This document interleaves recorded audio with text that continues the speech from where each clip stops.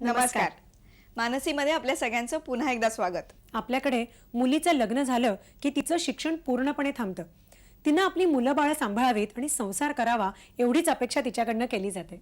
हो ग, पण माझ्या माहितीत एक बाई आहेत की ज्यांनी ह्या सगळ्या अपेक्षा तर पूर्ण केल्याच, पण त्याचबरोबर आपलं शिक्षणही पूर्ण केलं, पदवी मिळवली, उपपदवी मिळवली आणि डॉक्टरेट सुद्धा मिळवली. त्यांचं नाव आहे सुनीता वाडीकर.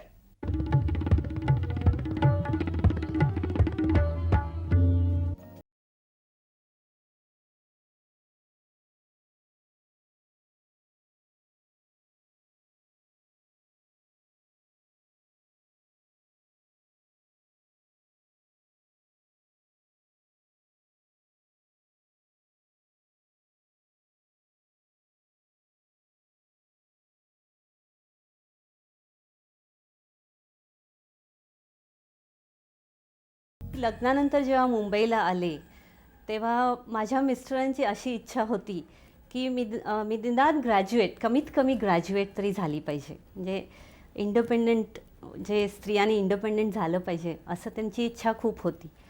आणि मग मला पण वाटायला की खरंच आपण कमीत कमी ग्रॅज्युएट तरी झालं पाहिजे.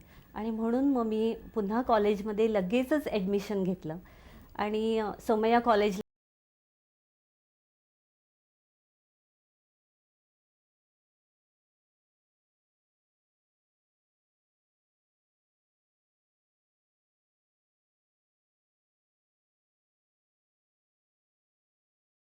टाईम मॅनेजमेंट खूप महत्त्वाचं होतं. आणि तोपर्यंत मला मुलगा झाला होता आणि मुलगा झालेला मुलाला घरी सोडून जायचं म्हणून घरची ओढ, नेहमी घरी लवकरात लवकर यायचं. बरं, सायन्स साईड असल्यामुळे मला लेक्चर्स पण बंक करता येत नव्हते. पुन्हा प्रॅक्टिकल 4 तास, मग 2 तास लेक्चर्स, एवढं करून केव्हा एकदा घरी येईन असं व्हायचं मला, कारण मी मुलाला घरी सोडून जायची. आणि ह्या सगळ्यात माझ्या मिस्टरांचा खूप सहभाग होता मला. आणि त्यातून मी आणखीन काय केलं, म्हणजे मला असं वाटायला की हे शिक्षण जे माझ्या आईवडिलांनी पुरं करायचं होतं माझं, ते आता माझ्या मिस्टरांना करावं लागत आहे, म्हणून एक कुठेतरी मला गिल्ट फीलिंग होतं. आणि त्यासाठी मग मी 4 मुलांची शिकवणी पण सुरू केली. मग घरी आल्यानंतर संध्याकाळी शिकवणी, दिवसभर कॉलेज, आणि कॉलेजमध्ये 2 तास लायब्ररीत जाऊन बसायची मी अभ्यासाला. आणि टाईम मॅनेजमेंट व्यवस्थित जमल्यामुळे मला वाटतं हे सगळं साध्य करता आलं मला.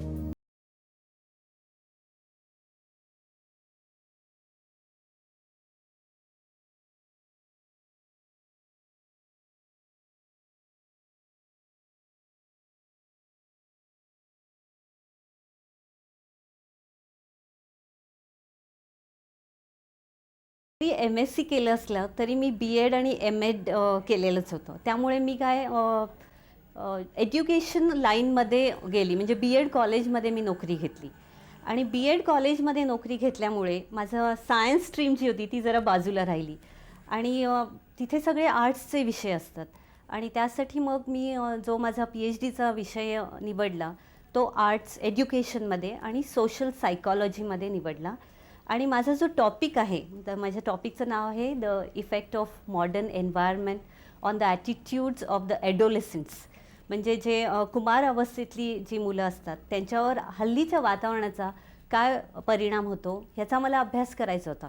आणि हे का करावं असं वाटलं, तर माझी जी 2 मुलं होती तोपर्यंत ॲडोलेसंट फेजमध्ये आलेली होती, म्हणजे किशोर अवस्था जी असते त्या फेजमध्ये आलेली होती. आणि मग घरी जे प्रॉब्लेम्स, कॉन्फ्लिक्ट्स येतात, तर मला असं वाटायला की आपण एवढी समंजसपणा दाखवूनसुद्धा हे कॉन्फ्लिक्ट जर येत असतील तर इतर घरातून पण किती प्रॉब्लेम्स येत असतील, तर ह्याचा जरा अभ्यास आपण सखोलपणे करावा असं मला सारखं वाटायला लागलं. आणि दुसरी गोष्ट म्हणजे साधारण रिसर्च होतात आणि ते फक्त लायब्ररीत जमा केले जातात. तर मला असा विषय नको होता की ज्याचा पुढे काही उपयोग नाही. आता मी जो विषय सिलेक्ट केलेला होता त्याचा मला चांगलाच उपयोग होतो आहे, कारण मी पेरेंटिंग स्किल्स, मग पेरेंटिंग वर्कशॉप्स वगैरे कंडक्ट करते. आणि ह्यापासून पालकांना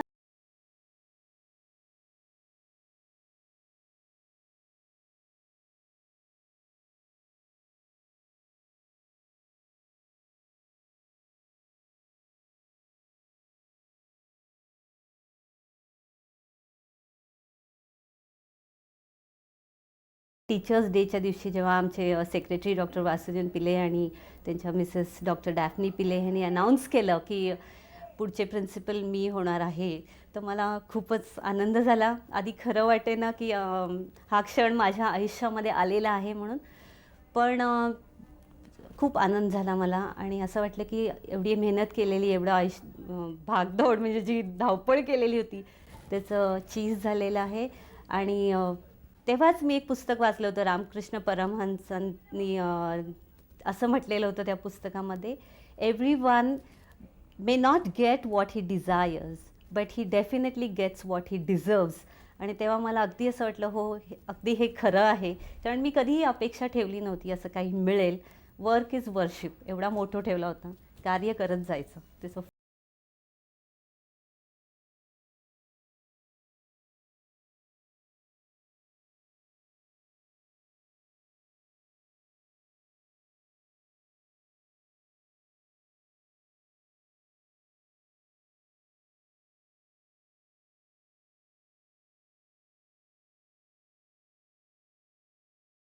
उपयोग केलेला आहे आणि प्रत्येक संधी जी आलेली आहे माझ्या वाटेला त्याचा मी उपयोग करून घेतलेला आहे.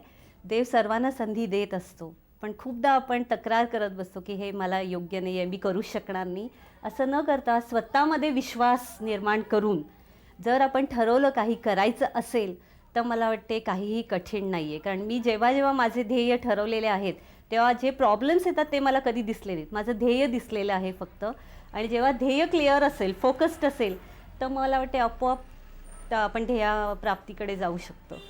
आता समजा एखाद्या स्त्रीला वाटत असेल की जर म्हणजे शिकलेली आहे, क्वालिफाईड आहे आणि तरीही घरी व्यवस्थित स्थिती जर असेल तर मला वाटते तिने व्यवस्थित घर सांभाळावं, घरच्या लोकांकडे व्यवस्थित लक्ष द्यावं. कारण हल्ली विभक्त कुटुंब पद्धती आहेत, त्यामुळे वेळ देता येत नाही एकमेकांना. तर जर स्त्रीला असं वाटलं की आपण घरी राहून व्यवस्थित करू शकतो काम सगळं, तर मला वाटते तसं करावं. मुलांना भरपूर वेळ द्यावा, घरी भरपूर वेळ देऊन घरचं स्वास्थ्य व्यवस्थित ठेवावं आणि सर्वांना सुखी करावं. आणि यातूनही जर त्यांना वाटलं की काहीतरी करावं, म्हणजे ते एम्प्टीनेस सिंड्रॉमसारखं, मुलं जेव्हा मोठी होतात तेव्हा मग प्रॉब्लेम येतो, तर त्यासाठी पण त्यांनी प्लॅनिंग करून ठेवलं पाहिजे. कारण मग तोपर्यंत वेळ निघून गेलेली असते. म्हणून जेव्हा मुलांना आपण वाढवत असतो तेव्हा आपलं क्वालिफिकेशन पण आपण साईड बाय साईड थोडा वेळ देऊन क्वालिफिकेशन अपडेट करून ठेवायचं. म्हणजे जेव्हा मुलं मोठी होतात तेव्हा आपल्याला जेव्हा वेळ भरपूर मिळतो तेव्हा आपण त्याचा उपयोग करू शकतो. नवरात्रापासून होळीपर्यंत हवा अगदी मस्त असते.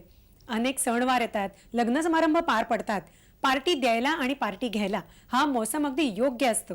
म्हणूनच ह्या काळात कपडे, दागिने, सँडल्स, पर्सेस अशा सगळ्या गोष्टींची खरेदी होते. हो, पण कुठच्याही समारंभाला जाताना आपल्या मनात एक प्रश्न असतो की केसांचं काय करायचं. हो ग, मला वाटतं हा प्रश्न प्रत्येक बाईच्या मनात असतो. म्हणूनच आज आपण भेटणार आहोत केशरचना तज्ज्ञ सुलीना सूर्यवंशी यांना.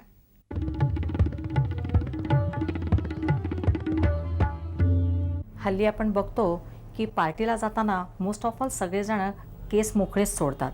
पण तरी पण कधी कधी एखादीची इच्छा असते की एखादी एक हेअरस्टाईल करावी म्हणून.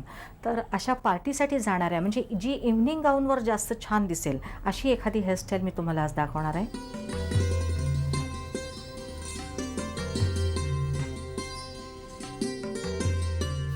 हे केस सगळे अशा पद्धतीने विंचरून घ्यावेत आणि वरती त्याचा एक छानसा पोनी बांधावा.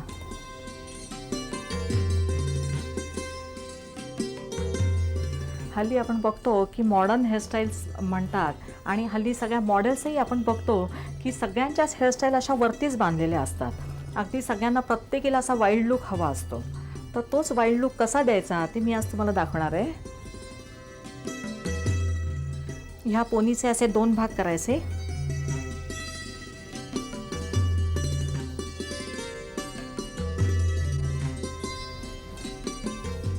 आणि ते ट्विस्ट करून त्याचा इथे पंखा राहील म्हणजे असे ते स्प्रेड होतील अशा पद्धतीने ते पिन करायचे.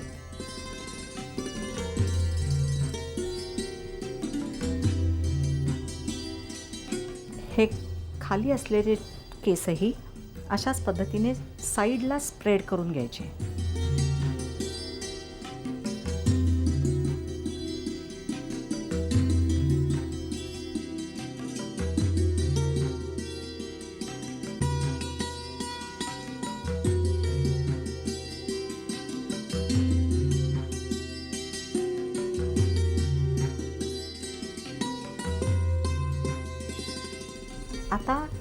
हे जे केस आहेत ह्या केसांवर ह्याच्यावर आपण एक आर्टिफिशियल कर्ल्स दाखवणार आहोत किंवा लावणार आहोत. हल्ली मार्केटमध्ये ह्या अशा पट्ट्या मिळतात रेडीमेड.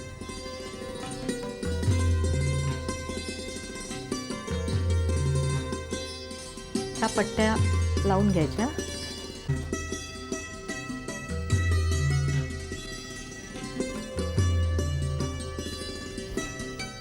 त्याचप्रमाणे आता आपण ही दुसरी पट्टी सुद्धा लावूया. आता मी तुम्हाला स्पार्कल लावून दाखवणार आहे याच केसांना.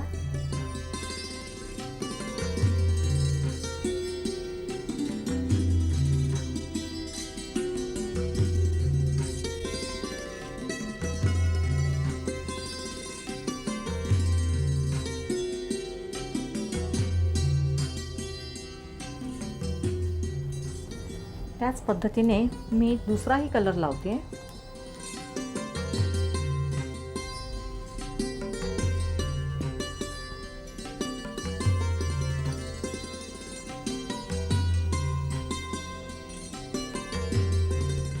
आता मी तुम्हाला एक पाठीमागून सुद्धा, आता ह्या हेअरस्टाईलला पाठीमागून डेकोरेशन लावल्यानंतरही ती हेअरस्टाईल कशी दिसते बघा.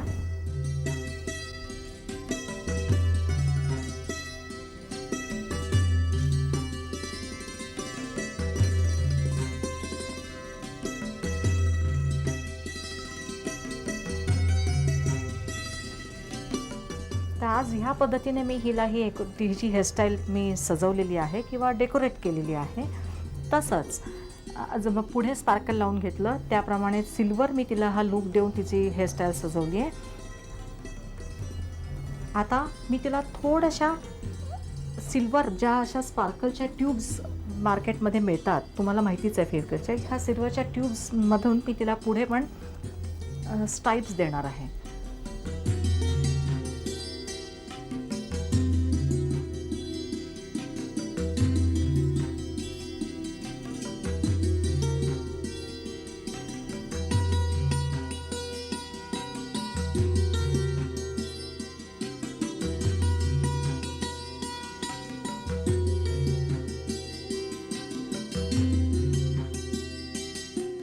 अशा पद्धतीने ही हेअरस्टाईल आपली पूर्ण झालेली आहे आणि हा पार्टी लुक त्या मुलीला आलेला आहे.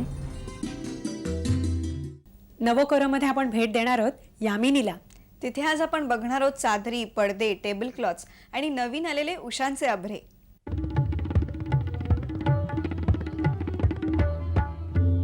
घर सजवण्यासाठी आवश्यक त्या सर्व वस्तू एकाच ठिकाणी मिळतील असं भव्य स्टोअर म्हणजे यामिनी हे आपल्याला आता परिचित झालंय.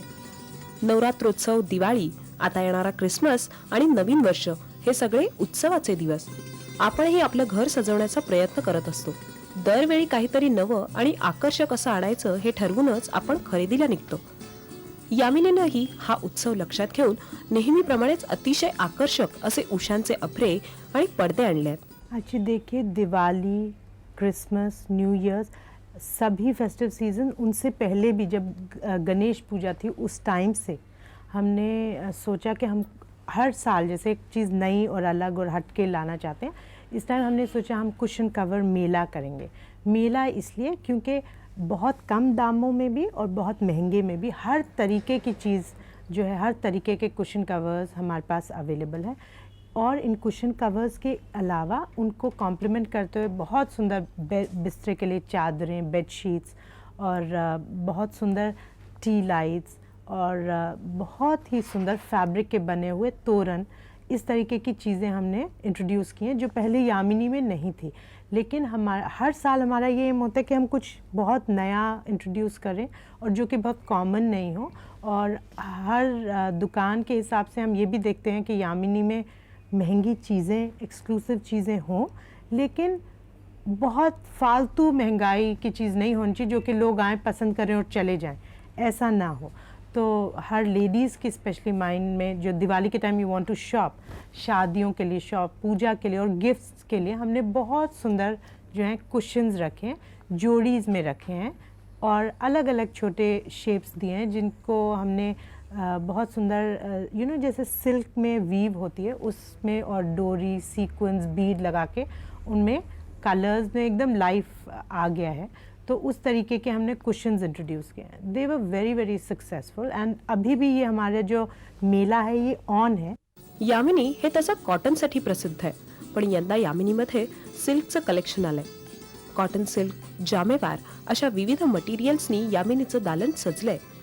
त्याचबरोबर यामिनीनं यावेळी लॅम्पशेड्सही आणले. विविध राज्यातल्या कारागिरांनी बनवलेल्या या लॅम्पशेड्सनं तुमच्या घराला एक वेगळी शोभा येईल. यांची किंमतही अतिशय वाजवी आहे. ॲक्रेलिक शेड्स, पेपर, बांबूंचे हे लॅम्पशेड्स विविध आकारात उपलब्ध आहेत. The demand is so much that it's going beautifully. बहुत बढ़िया तरीके से जो है रिस्पॉन्स चल रहा है और हम सोचते हैं हर एक 15 दिन में उसको एक नया मोड़ देते हैं, नए कलर्स आ जाते हैं। तो जो लोग शॉप करके गए हैं वो फिर आना चाहते हैं कि हम कुछ और ले लें। उनके साथ मैचिंग थ्रोज़ हैं। थ्रोज़ यानी कि जो आजकल हम बेड है, बेड कवर है, चादरें हैं, तकिए हैं और उसके अलावा छोटी से शॉल्स होते हैं जो कि आप सोफ़ा पे, बेड पे यूं ही सजा देते हैं और आजकल उनका बहुत फैशन है। तो उस मायने में हमारे पास निट कॉटन के थ्रोज़ हैं जो कि बहुत सुंदर लगते हैं। तो these are the new things. इनके अलावा मेले में और 4 चांद लगाने के लिए हमने लैम्प्स इंट्रोड्यूस किए हैं और इतने सुंदर लैम्प्स हैं कि कुछ तो गोवा से आए हैं, स्विस लोग हैं तो उन्होंने हमारे लिए बनाए हैं खास और बहुत ही खूबसूरत पेपर के लैम्प्स हैं और जब वो जलते हैं, जब ऑन होते हैं तो दे लुक स्पेक्टेकुलर, लगता है जैसे कांच शीशा है वो और वो बिल्कुल पेपर है। दूसरी चीज़ है फैब्रिक के लैम्प्स हैं जो बहुत स्टर्डी हैं और जब बत्ती जलती है उनमें तो यामिनी के ही कलर्स एकदम ब्राइटली निखर के आते हैं। उसके अलावा मेघालय, हर हिंदुस्तान के हर कोने से जो है हमने लैम्प्स लाए हैं लटकने वाले। अगेन कीमत बहुत बढ़िया है, कम से लेके डिसेंटली प्राइस्ड है और इसी कारण से एक्चुअली हम पॉपुलर मान जाते हैं। हमारे बहुत कस्टमर्स हमें कहते हैं आप प्लीज़ बदलिए मत और ऐसा भी कहते हैं you are good value for money, तो हमें अच्छा लगता है। सणासुदीच्या निमित्तानं विविध मटेरियल वापरून अत्यंत आकर्षक असे अभ्रे यामिनीनं यावेळी आणलेत. फेस्टिव्ह कलेक्शन या नावानंच या उशा इंट्रोड्यूस करण्यात आल्यात. नवं वर्ष सुरू होईपर्यंत हा फेस्टिव्ह सीझन सुरू राहणार आहे. दिवाळीच्याही अगदी अगोदरपासून सुरू झालेल्या या सीझनला अतिशय उत्कृष्ट प्रतिसाद मिळतोय तो घर सजवण्याची आत्यंतिक आवड असणाऱ्या ग्राहकांकडून. हर कोई यहाँ पे जो आता है वो टेस्ट वाले लोग हैं जिनको पसंद है घर को सजाना, पर कोई भी पैसा फेंकना नहीं चाहता है। तो उसको माइंड में रखते हुए बहुत सुंदर लैम्प्स हैं, कुछ लकड़ी के हैं, जैसे मैंने कहा पेपर के हैं, फैब्रिक के हैं और बहुत मॉडर्न कंटेम्प्रेरी भी हैं। अगर मेन हैं या सिंगल विमेन है, वर्किंग विमेन है जो बहुत फसी सजावट में ध्यान नहीं देना चाहती, फिर भी वो चाहती हैं कि कुछ स्मार्ट घर में हो, तो यामिनी में वो कंटेम्प्रेरी मॉडर्न चीज़ें भी हैं। ज़्यादातर लोगों को ये लगता है कि शायद हम बहुत एथनिक इंडियन इस तरीके की चीज़ें रखती, ये बात सही नहीं है। वी हैव लवली फैब्रिक्स, लेकिन इंडियन सामान को बहुत मॉडर्न और बहुत प्रैक्टिकल बना के हमने पेश किया। कॉटनपेक्षा सिल्कचे हे अभ्रे एक आगळं वेगळं रूप म्हणून लोकांना अतिशय आवडलेत. सुंदर घर सजवण्यासाठी आवश्यक असलेल्या या सगळ्या वस्तू तुम्हाला नक्कीच भावतील. पारंपरिकतेला आधुनिकतेची जोड देऊन सजवण्यात आलंय, त्यामुळे हे कलेक्शन तुमच्या दिवाणखान्याला नवा रंग, नवं रूप देईल. आणि आजचा मानसीचा सल्ला लहान मुलांच्या दातांच्या आरोग्याविषयी. लहान मुलांच्या दातांची काळजी अगदी आधीपासूनच घ्यायला हवी. लहान मुलांनी दूध प्यायल्यानंतर किंवा काही खाल्ल्यानंतर त्यांचे दात पाण्याने धुवावेत आणि जर ते शक्य नसेल तर ओल्या फडक्यानं पुसून घ्यावेत. पदार्थातली साखर हा दातांचा सगळ्यात मोठा शत्रू आहे. त्यामुळे गोळ्या, चॉकलेट्स, मिठाया या गोष्टींपासून मुलांना लांबच ठेवा आणि ते जर शक्य नसेल तर गोड पदार्थ खाल्ल्यानंतर मुलाला खळखळून चूळ भरू द्यावी. दातांची कीड रोखण्यासाठी फ्लोराईड असलेल्या टूथपेस्टचा जास्त फायदा होतो, तेव्हा लहान मुलांसाठी अशीच टूथपेस्ट वापरावी. तयार फूड्सऐवजी घरात शिजवलेलं किंवा नैसर्गिक पदार्थ मुलांना जास्त प्रमाणात द्यावी. तयार फूड्स चावावी लागत नाहीत. या उलट अन्न पदार्थातला चोथा चावताना दात आपोआपच स्वच्छ होतात. आता उद्या भेटूया. नमस्कार.